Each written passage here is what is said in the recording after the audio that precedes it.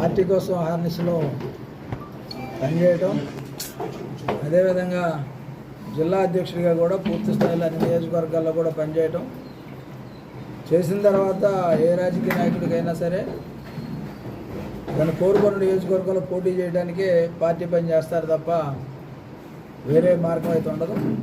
దురదృష్టం ఏంటంటే కొంతమంది మాట విని కొవ్వూరు నియోజకవర్గంలో సీట్ని పక్క నియోజకవర్గంలో ఉన్నటువంటి వ్యక్తికి ఇచ్చినటువంటి సందర్భంలో కేడర్తో మాట్లాడుతూ ఉన్నాం.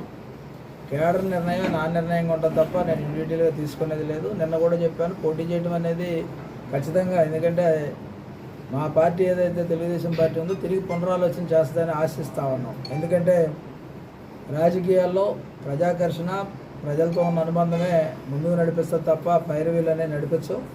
ఈ పైరవీలతో కూడా గెలిచిన సంఘటనలు ఎక్కడా కూడా ఉండవు. ఇప్పుడు కూడా ప్రజలు నమ్ముకొని ఉన్నాం.